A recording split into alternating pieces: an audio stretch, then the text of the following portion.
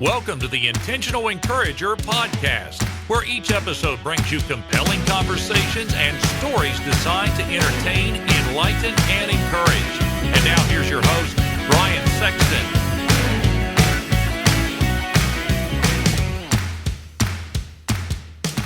And welcome into the Intentional Encourager podcast. I'm your host, Brian Sexton. Thank you for joining us again today. And I'm amazed at the quality of guests that continue to come on the Intentional Encourager podcast. It's nothing that I've done, but it's just people that I've been put in contact with that decide that they want to take their time to come on this podcast and talk to you. And one such individual is a gentleman that I want to introduce to you. His name is Joe Pici, P-I-C-I. Now, the first time that Joe and I got together and got connected, I thought, Pici, is it P-E-A-C-H-Y? But no, it's Italian. It's P-I-C-I, but it's pronounced Pici. And you can find him on LinkedIn at Joe Pici, P-I-C-I. And he is a trainer, a speaker. He and his wife, Dawn, have Pici and Pici Incorporated that train people how to speak. Maybe Joe will do something for me today. Maybe he'll teach me a little bit of his tips and tricks on how to speak better. But it's my honor to welcome in Joe Pici to the Intentional Encourager podcast. Joe, how are you today? Hey, buddy. So thank you so much for having me. You know, with me, it's either pucker or punch. You know, not everybody likes me, and I'm glad we get along. Hey, you know what? You are a neat guy. You're one of the neatest people I know, and I've not known you long, but you've got such a dynamic story and things like that. We're going to get into that in just a few minutes, but you and your wife, Dawn, you've been together 49 years, a long time. You've been business partners for many, many years. You guys did something at the beginning of COVID that was, and we're recording this in the midst of a COVID-19 pandemic. You guys did something really phenomenal the day everything hit. Tell people that might be in that same boat that are still trying to figure it out what you guys did the day this all hit. Well, I think I have to go back before that because foundationally, you know, Dawn and I have built a marriage and built a business on solid rock. Okay. And we have a lot of history. We've been through the 9/11s. We've been through the 2008. We've been through so many situations where when COVID hit, in a 30-minute period, we lost $75,000. And that's a whole lot of money. And we, because it's Joe and Dawn Pici and Pici, and we don't have to sit down with a board of advisors and wonder what are we going to do. We looked at each other and we said, we're built for this. Let's pivot. So what we did was we have established a sales process over the years. That really what our number one niche is we teach people how to get in front of their target market. We teach them all the skills and strategies of sales. Well, we only train and speak and coach on what we do. So we immediately do what we do, which is we know how to virtually sell. I do a lot of virtual selling.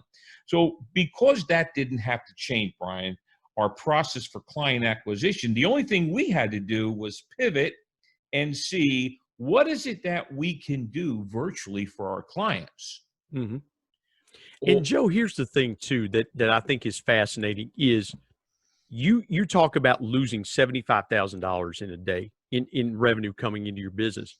And a lot of people, a lot of small businesses are really living paycheck to paycheck. Their revenue comes in, they're meeting payroll and other expenses, and it goes right back out. It's like the tide in the ocean. It comes in, it goes out, it comes in, it goes out. But you were built, as you just mentioned, you were built for this. But what was the first thought that entered into your mind when you get that first cancellation? Are you kind of wondering what's next, or did you already start pivoting in your mind? That's a great, the first thing I thought about is recapture. How do you recapture your lost revenue? So that immediately changed our value proposition for new and existing clients, that we were going to go out and recapture what we lost. Therein, as we were successful doing that, we could take that to our clients.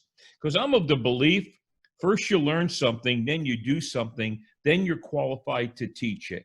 And in the world of speaking, coaching, and training, I'm not putting anyone down, but people tend to learn and teach before they do. Mm-hmm. And so we just put it into place. And within 3 weeks, we had gotten it all back. Okay. And the other thing, Dawn and I never fight inward. We put our backs against each other. We fight out. We were going to go after it. Now, I will also say this. My wife is very people-oriented. She does not have an IT background, but she has an internal desire. And so she immediately went into how could we scale our business, and immediately went after the beginning of launching Sell More Virtually, a membership business. And so she started working on that. So we basically, and I don't mean in any way, shape, or form we're very special. We have tremendous faith. We put our faith into practice and we went after it. Mm-hmm. And Joe, here's the thing that I think is so fascinating about that is a lot of people that would go through that similar situation would go, oh my goodness, we're going to wall off. And so it's almost like it's a defense mechanism where some people go into the fetal position and they say, oh my goodness, I've got to hunker down and really try to regroup and think and stop and say, well, let me take a week and figure this out. You guys really did this quickly. Was it important to you to react at the speed? Was speed important to you guys, or was it we've got to react in some way, and however long it takes us to get there, that's how long it takes us to get there? Okay. We are not afraid to make mistakes. We've never been afraid to make mistakes. I mean, when you look at our past before we got into business, okay, we have always tend to go from mistake to mistake, from failure to failure, but we do it full speed. And so we knew this, the only way through was to get going in a direction.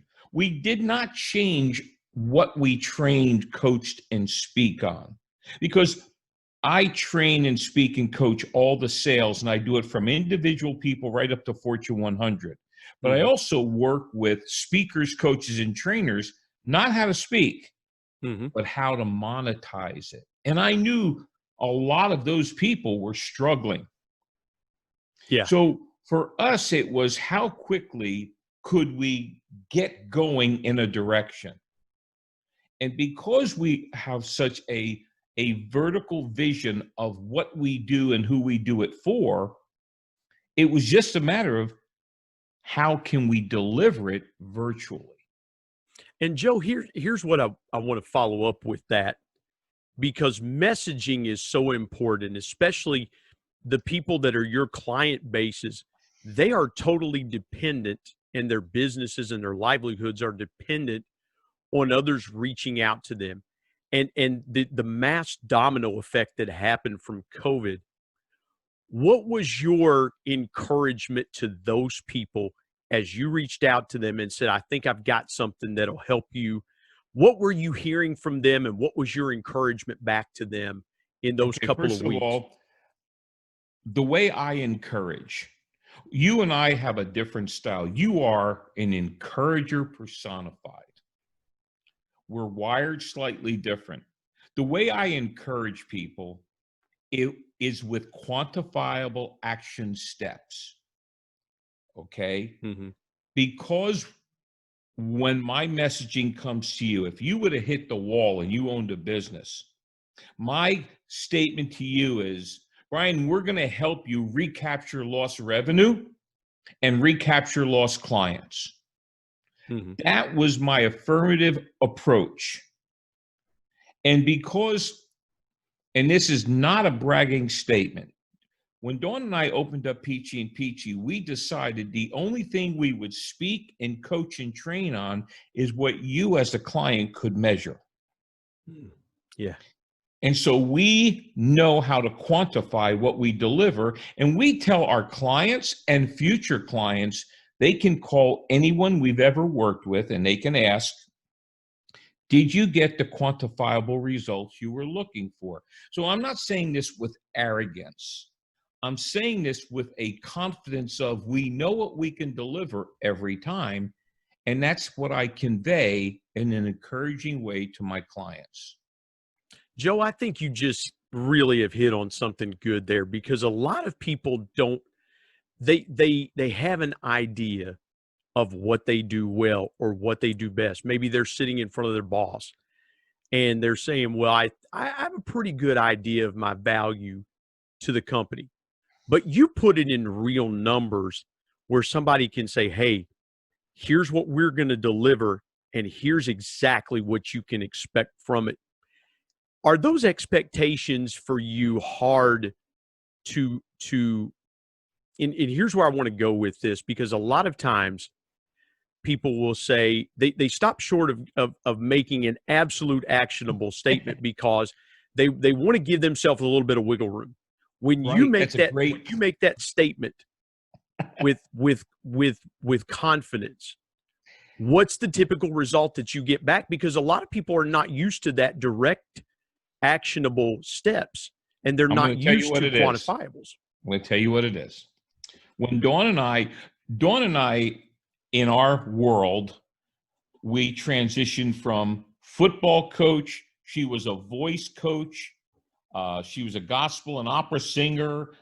We transitioned into the business world through direct sales on a part-time basis, took that to a full-time income. We learned how to sell.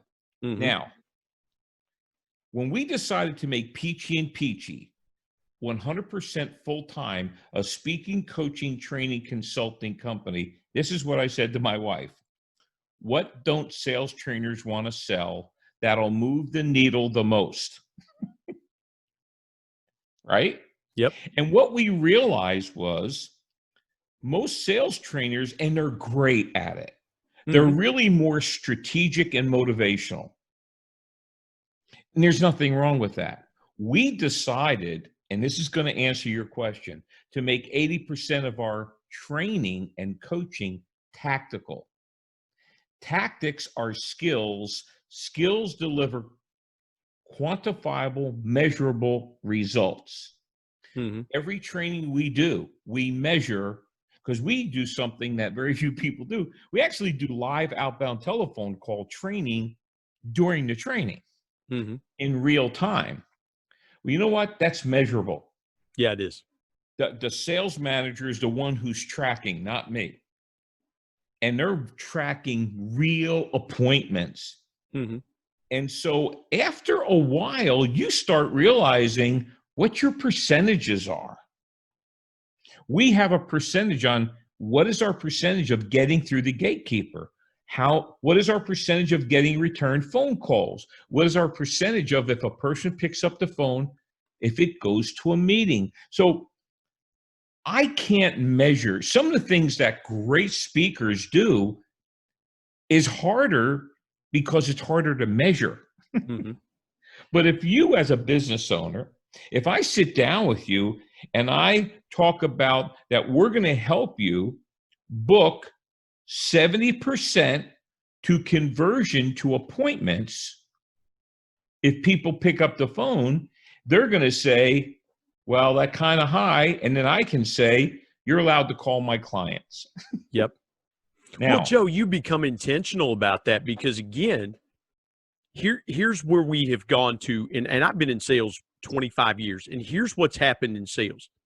25 years ago, when I got into sales, everybody was tactical because you had to be, because you had old school guys that said, listen, I don't care what the market is. We've got 20% sales growth to hit, and we're going to hit it by God or else.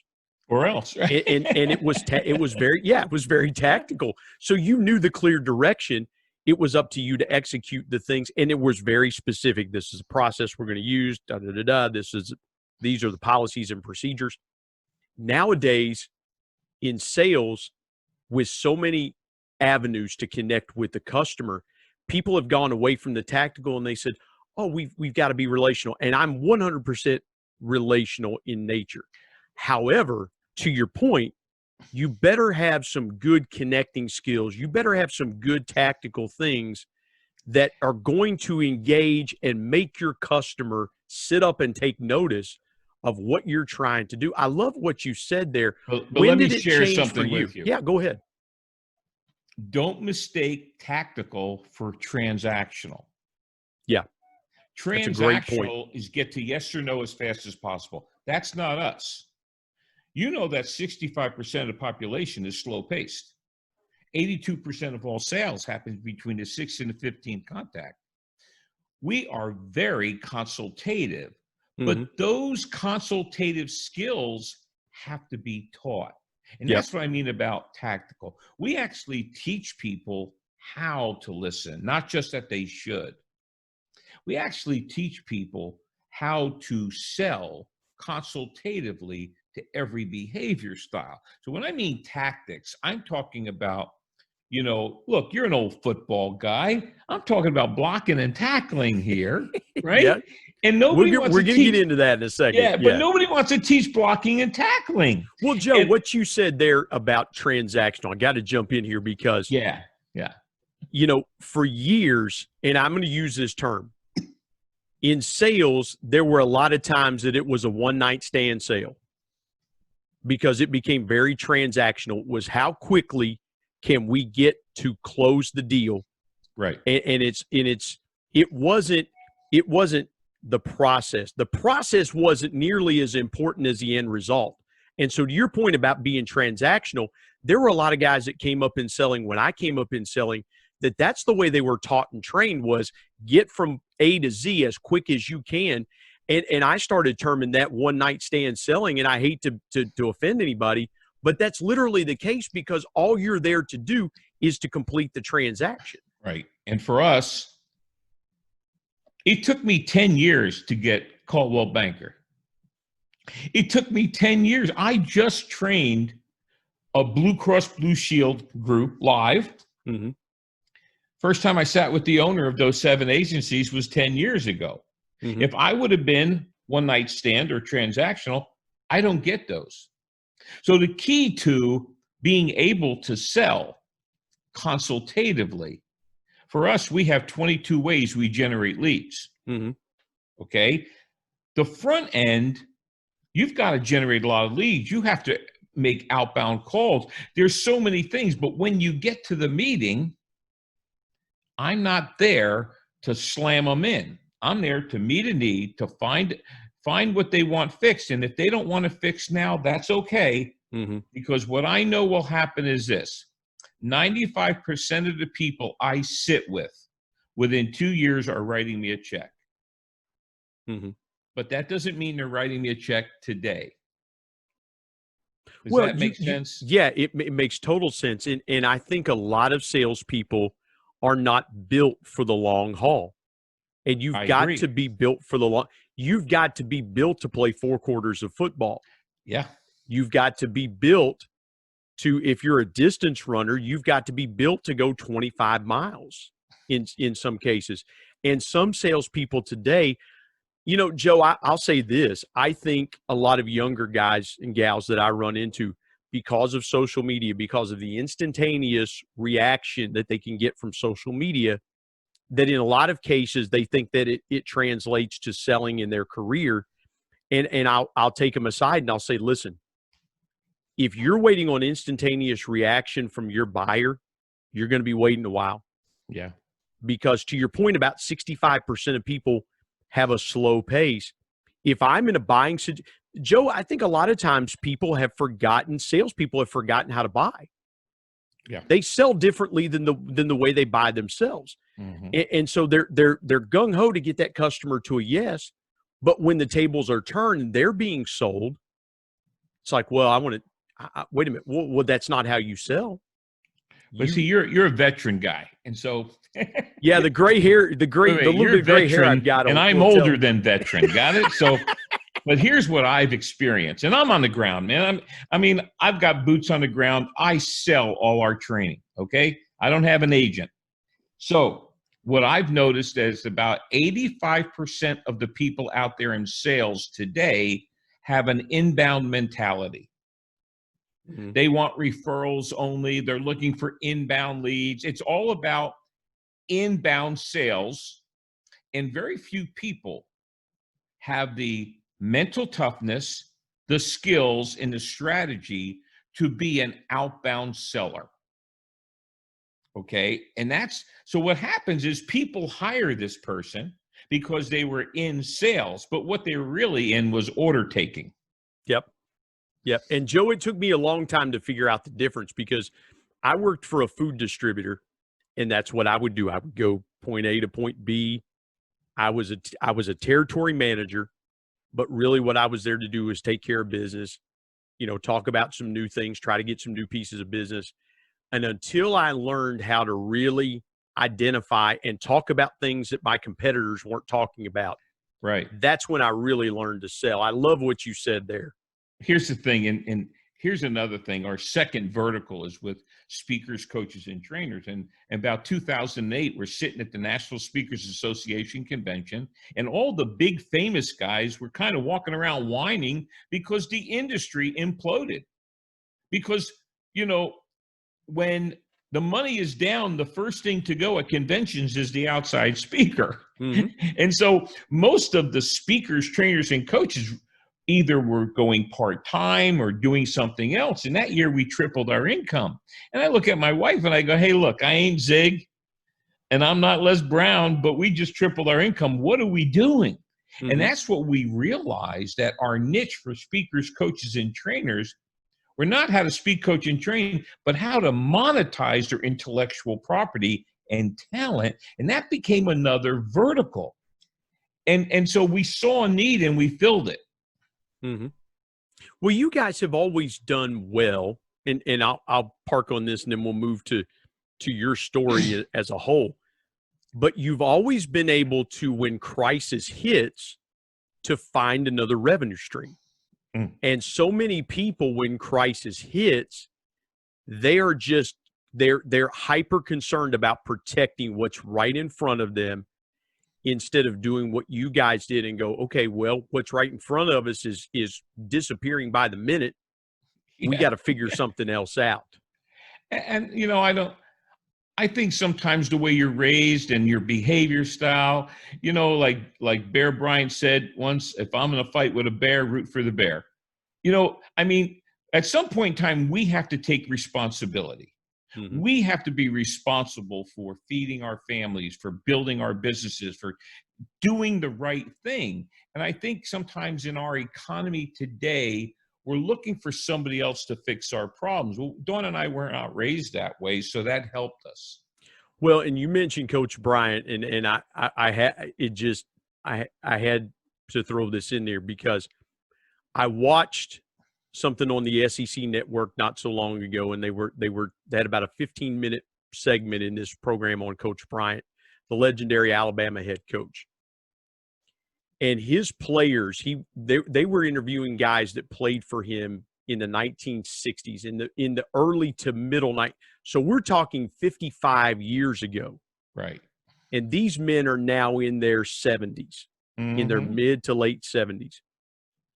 And they were recalling the day that they heard that Coach Bryant had passed away in 1983. So again, we're talking 37 years ago. And these men were wiping tears from their eyes. Yeah. Because they still remember, they said, listen, that day was the hardest day of my life because I loved Coach Bryant. He was hard on me. He was difficult to play for because he demanded excellence, but I loved Coach Bryant. And you could see them. These are men who have lived long and full lives themselves, recalling the impact of the man that was on them. And Joe, I said that to say this is there are times in our lives and things that we go through when people are there that love us and help us through it. And we get 20, 25, 30 years down the road and we go, man, their impact on me was just incredible. I want to tell your story because I know that resonates with you. You've got a powerful story you weren't always a sales coach and trainer. You had a life before that. Take us as far back as you want to go and tell your story. I don't want to get into days I spent in construction and everything, but, at a certain point in my life, that passion for coaching came in. Mm-hmm. And I became a football coach. And I started at high school and got into the college level. And, my wife and I often talk about, doing talks on forks in the road or turning points. And we've all had turning points in our life. And I loved coaching football. I never worried about how much money we were going to make, and we didn't make any. And, we were broke and didn't care. And, but I remember I had gotten myself to the 1AA level, and I won't mention the college, but we were at a very well-known college. We were ranked 4th in the nation. We had just completed the toughest 1AA conference in America. We were waiting to see if we made it to the NC2A playoffs. In those days, before FCS, it was Division 1AA. And it was great football. In fact, my entire secondary got drafted into the NFL. And we were in Jacksonville, Florida. And all the coaches met down there. And we'd have a meeting to see what players we were going to offer scholarships before the holidays. And then there would be a dead period that you couldn't contact anybody. And then you would go to the national convention. And so that was my host city, Jacksonville, Florida. And so the night before, the head coach went back to the hotel. And of course, what you do when the head coach leaves is you talk about him. And so we're all talking about, are we going to stay? Are we thinking, are some of us thinking about we all wanted to get to the next level, and were there offers on the table? And honestly, we had some incredible offers. Well, I remember I was the special teams coordinator and the defensive backfield coach. And the defensive coordinator and I had gotten to be tight. And he put his arm around my shoulder. He said, I'll tell you what, we got a chance to win a national championship next year. Stay another year, and I'll stay another year. Mm-hmm. But we committed as a staff to come back. Mm-hmm. We had a great team coming back. We had just completed an unbelievable season. We had most of the horses coming back. We had 100% graduation rate. We were smoking. We were getting ready to put together the best recruiting class ever. Well, we actually called some of these schools and turned them down. Mm-hmm. Well, the next morning, I went and paid the bills for all the coaches. And I bought, you remember USA Today? I bought one for each coach, put it in their front seat. We all gave the high fives, we wishing each other. And I had to go to Richmond, Virginia, and do home visits.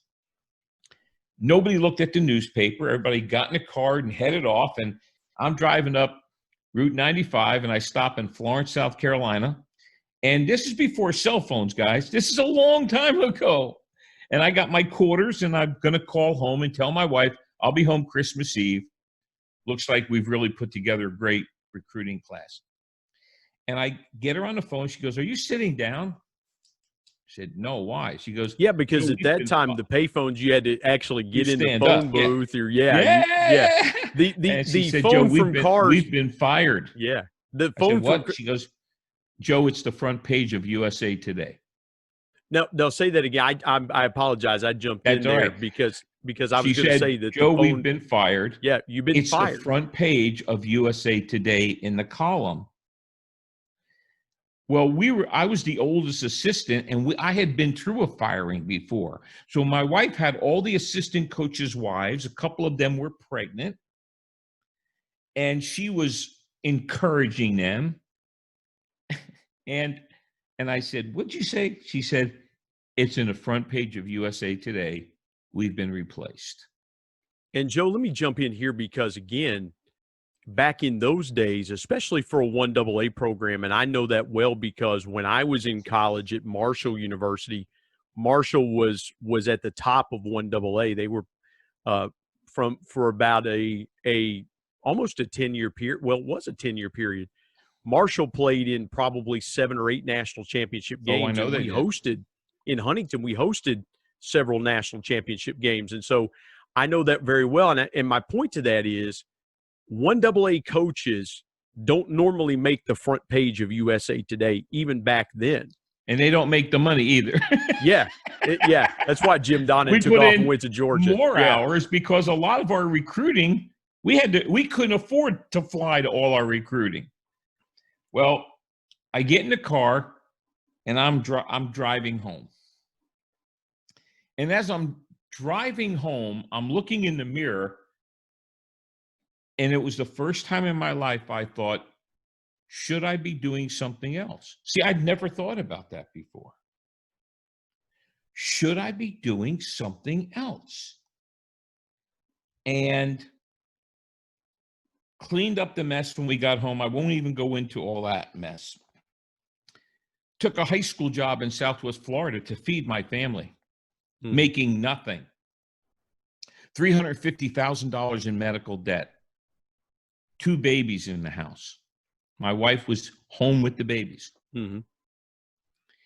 And that was a point, first time in my life, I thought about getting into business. Well, Ever.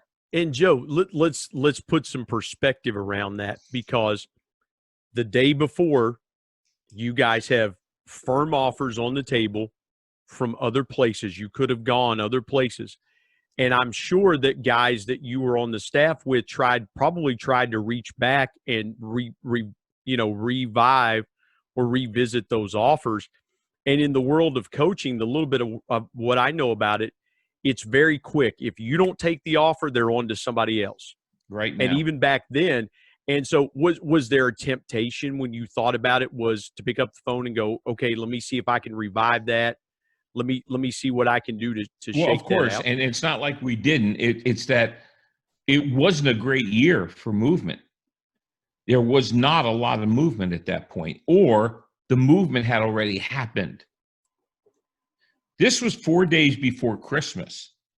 They have a whole month from the season end to make this decision. Okay, so we wind up in Southwest Florida, broke. We signed up in the direct sales business part-time. Nobody taught us how to sell, so we had to go learn. And basically, learning skills and executing was the foundation of what we're doing now. We just didn't know it. Mm-hmm. Paid everything off. They put us on stages around the world. And at early 2000, my wife and I looked at each other, and I said, we've paid off all our debt from that. We have the skills. Let's make Pici and Pici 100% of our business, speaking, coaching, and training, but let's decide we will never speak or coach and train on anything we don't do first. Mm-hmm. And I said, I want us to be the best sales training company in America. And honestly, this past year, Global Gurus voted us as the #1 sales training program in the world, and I've been ranked the #1 sales trainer and speaker in the world. Now, you know what?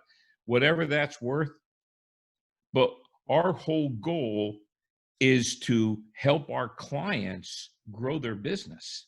Mm-hmm. So that was a short story, and everybody has a backstory. Mm-hmm. And Joe, let me ask you this. Was it hard for you that first year? Because again, I know you had to be focused on paying your bills and things like that. Was it hard for you that first year to watch college football? Because there are guys that I've read stories about, things like that. If a coach retires or they leave or they get fired, it's hard for them to watch college football, or they watch it differently. Or in the case of Mike McCarthy, who just became the head coach of the Dallas Cowboys, he got fired mid-season in the 2018 season from the Green Bay Packers, a job he had had forever. And he decides to basically go underground for a year and just watch game film and take notes and just replenish himself. And I want to step back for just a minute in the aftermath of that, because you guys get cut loose and it's the middle of bowl season. for Division I football. 1AA, the playoffs, you know, the timeline I'm remembering back in my head, that the championship game was a few days before Christmas back then, because I remember the 92 championship game in Huntington that Marshall won was on December 21st. Right. And so now you're going through the bowl season. Take me back. I want to step back just for a second and cover this a little bit, because I think there are people that when a traumatic event like a job loss happens to them, it changes their perspective on things that they enjoy doing. Did you watch bowl games that year? You know, we're all wired differently. And I didn't know I was going to leave coaching. So the first thing I did was start looking for a job. And I had it down to a science. I could sit at my kitchen table. I could find out about a job. I could get a resume together. And this is before emails. This is before all that stuff. I could get it in the mail. I could overnight it. I could make the phone call. And usually by the time you hear about it, it's been filled. Mm-hmm. Okay? And so the first thing I did was go proactive on finding a job. Mm-hmm. The idea of high school was strictly for my family.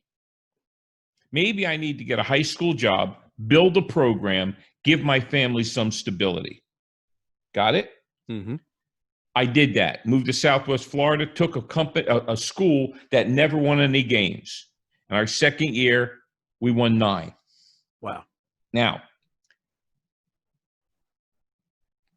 what happened was I had to make a decision. I was not happy at that little high school in that little community that they could care less whether we lived or died or won or lost. Was it going to be climb back in and go back to college football? Was it going to be find a bigger high school job? All of a sudden, I was leaning up against a goalpost. I was praying. And the first time in my life, I thought, I wonder what it's like to own a business. Now, I was raised by a guy who owned a construction company. Mm-hmm. We had an opportunity that floated along in front of us. We got involved, and I hated it. I hated business at first. But my behavior style is I can't be lukewarm. Mm-hmm. I have to be all in or all out. That's why in our business, I don't diversify outside our business. We have 6 income streams in our own business. Wow. Yeah. Okay. And so I'm very singularly focused. So what I did, I threw myself into it. And I started to learn to become a student of business. Mm-hmm. And I went after sales because I said to my wife, sales is the only thing that people will pay for in a good or bad economy. They'll pay for growth and productivity. Yeah. Yeah. And that's where it started. I mean, it literally started with a hatred that I knew if I was going to do it, go and do it. Yeah. And Dawn and I have a common denominator. If we're going to do something, we're going to do it, or we're not going to do it. Mm-hmm. All right. We're very equally yoked. And that's where it all started. And, you know, one thing led to another, led to another, led to another. And that's 29 years ago. Yeah.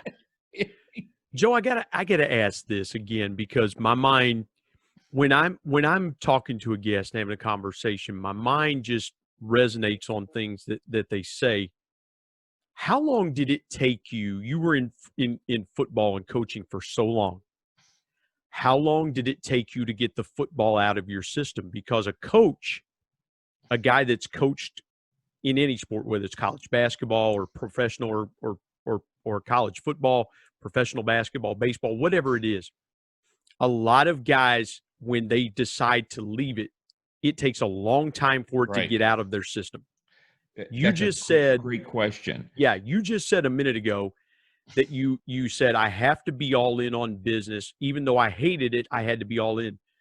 How long did it take you to get the football out of your system and go, I'm never going back there again? Okay, I cannot take credit.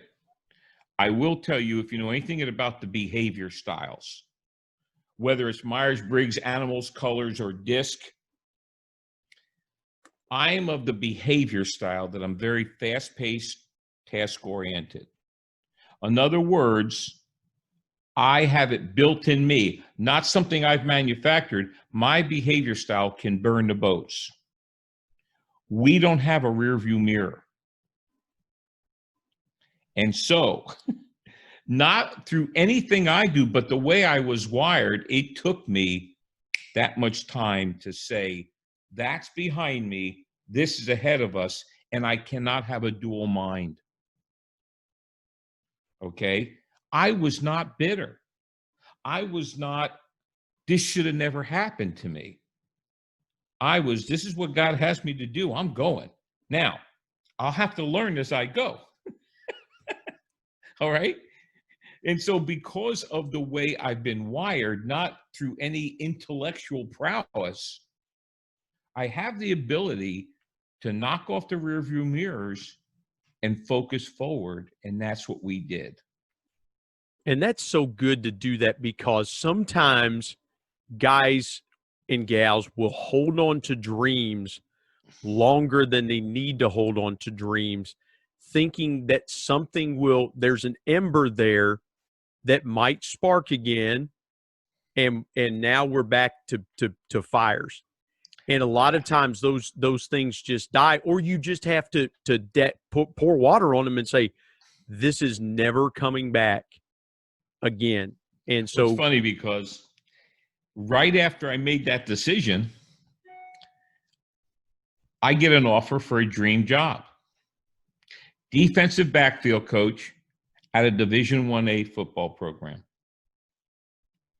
Do you understand that that's what I wanted? I wanted to be the defensive backfield coach at a 1A program, eventually become the head coach. Mm-hmm.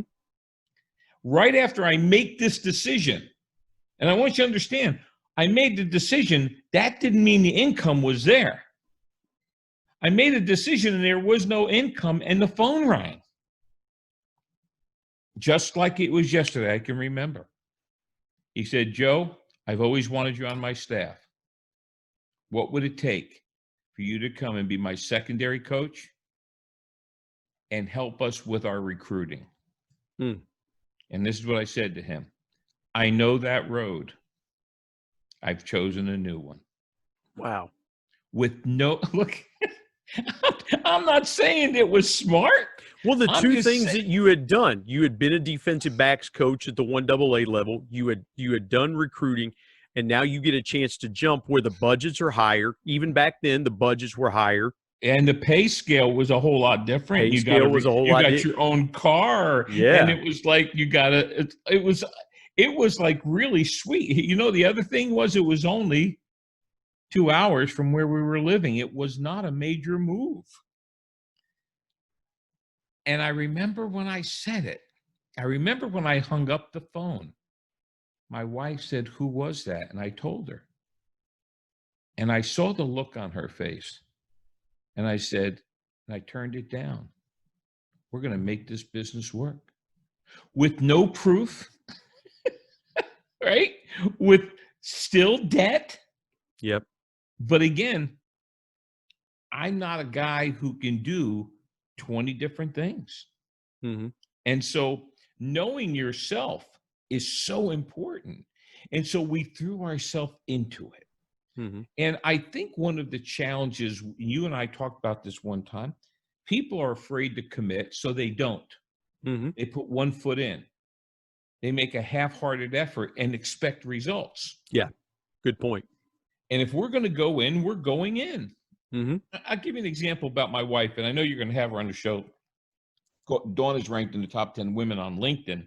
She's not a social media expert, but 35% of our paying clients are coming from LinkedIn. She's an expert at that.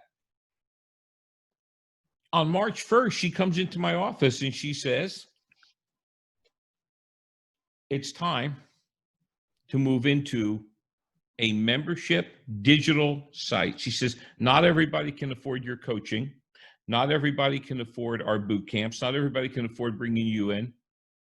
to a corporation. But if we do a membership virtual coaching training site where people can access you for very small income, we could serve more people and we can scale our business. Now, my wife doesn't have technical background, and 99% of the people I've ever spoken to who said they were going to do this, on March 1st, my wife starts, and on August 1st, it's up. She can commit.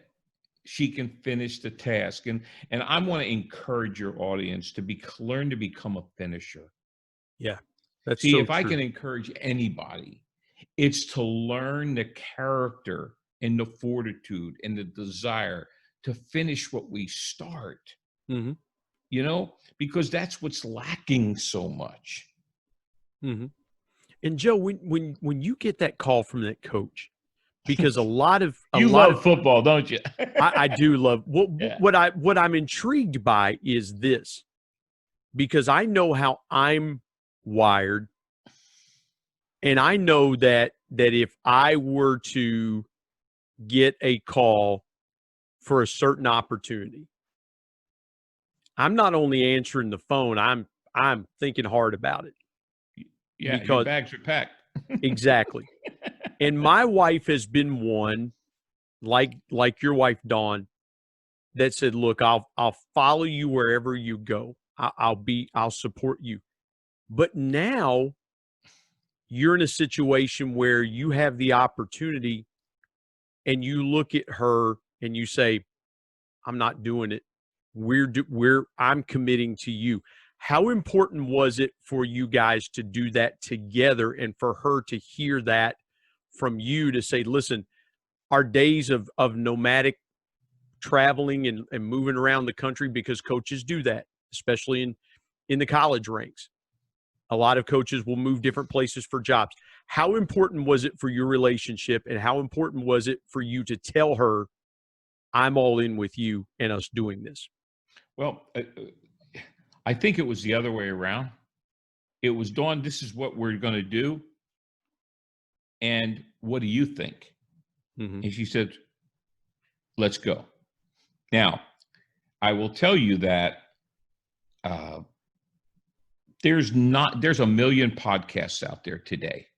90% of people who start a podcast stop after about 90 days. 92% of people in sales quit. The statistics for not finishing anything are large. And so when that call came in, I'm going to tell you how I made the decision. I have a system called priority management. And I had to create this priority management system because, Brian, I made a lot of bad decisions in business and in life and in our careers.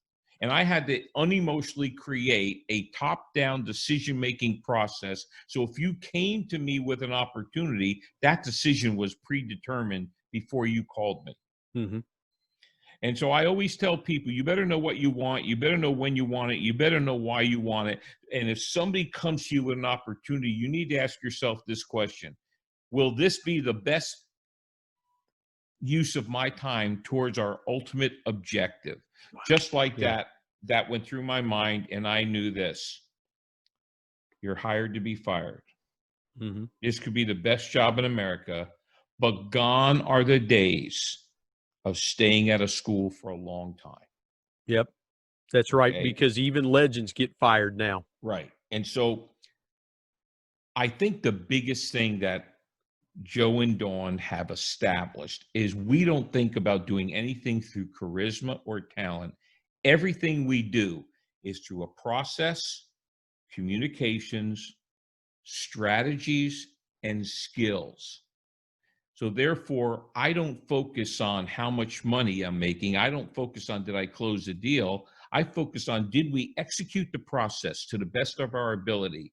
Then at the end of that, it will create X amount of success. Yeah, that's so good, because again, we have become a society where we fly by the seat of our pants. We we use emotion to make decisions, rather than using facts and reason and logic and things like that. Right. Joe, I've got to ask this, because and I ask this of every guest, and you talked about a lot of the obstacles that you've overcome, but can you take me through a time where there was an obstacle in business or personally that you overcame and the lesson that you took from it that maybe we haven't touched on this, but I feel like that there's somebody out there going, man, I'm really struggling with this right now. I'm trying to overcome it. And I think you got something that will help somebody in that particular situation. Yeah, I'll tell you, I did learn a lesson. And to this day, it's now a major philosophy. I think when we're starting anything at all, I think one of the challenges and what I had to learn was count the costs of what it's going to take to be successful. Instead of seeing this is a great idea, oh, this is going to be magnificent. Okay, that's great. This is what this delivers. However, what is the price I'm going to need to pay? What are the quote unquote, what I believe are called non-negotiables it's going to take to be successful, and determine, am I willing to pay that price before I start this endeavor? And every dream has a price to be paid. And what happens is people, they fall in love with the possibility, but then when they get to the non-negotiable, they negotiate. And in all my training, speaking, and coaching, 90% of the people I sit with negotiate with the non-negotiables. So I would say to people listening out there, the biggest lesson I had to learn was, before you say yes, find out, what do I need to master? What's the price I need to pay? What are the non-negotiables? And decide if I'm willing to do that. If I'm willing to do it, then I can win at this. Joe, that's great. My last question, and I use this as a last question on almost every podcast. I'm not going to ask you for your biggest piece of intentional encouragement because I think you've already given it, but how do you encourage yourself, not only during these times, but in good times as well? How do you stay encouraged on a daily basis? It's a very simple thing I do. Joe, I think the word dream has been erased from our vernacular. Mm-hmm. What are your dreams? What is it that you want? What do you want? What do you want for your family? What is that you want? Fix, and I encourage your audience to fix that first. What is it that I want? Find a dream. Find the price. Mm-hmm. And then I encourage you to pay it. Because when you pay a price, forget the money, forget the recognition. The only way you build self-esteem is when you face your fears, you face that lion, and you go after it, you defeat it. And that's what makes us who we are. So find the prize, find the price, and pay it. Man, such good. What a great way to close our conversation. Joe Pici, go to LinkedIn and find him at Joe Pici, P-I-C-I. Hey, can I give your audience something free? Absolutely. We love free stuff. Yeah. I have free. This is free. I promise this is not an upsell. This is free. If you take out your phone and you're going to text the word sales edge, that's going to be the message. One word. Some iPhones break it up. You're going to want it to be one word. You may have to put quotes around it. So you're going to text sales edge to 55678. I'm going to do it right now. I'm going to go ahead and do it. It's going to take you to a link. That link will take you to a splash page. 55678. 678. That's the number, and the word is sales edge in the message.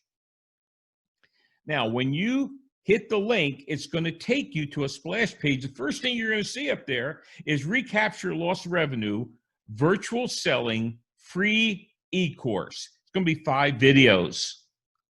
Cost you nothing. Take that course. You'll love it. Just did it. Now, just have done it. put your name, put your email. It'll go to your email. The second thing, if you scroll down, there's some free ebooks. But all the way down the bottom, there are links to my podcast called Sales Edge.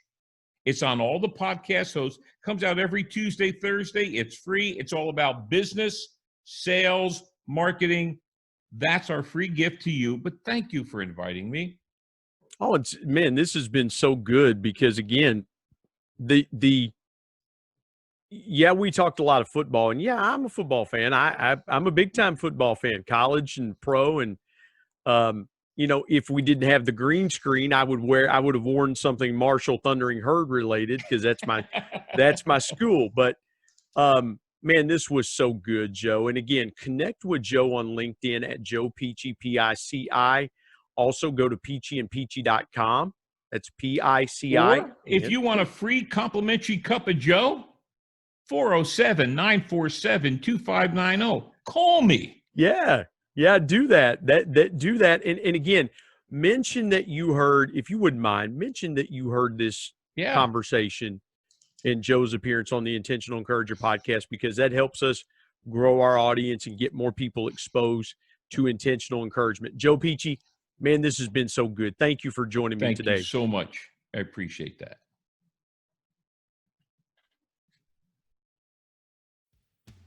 My thanks as always to producer Bryce Sexton and technical advisor Matt Means. And the ultimate thanks goes to the Lord Jesus Christ, who provides intentional encouragement every day through His Word. And until next time, remember, everyone, everywhere, at any time, and any place can be an intentional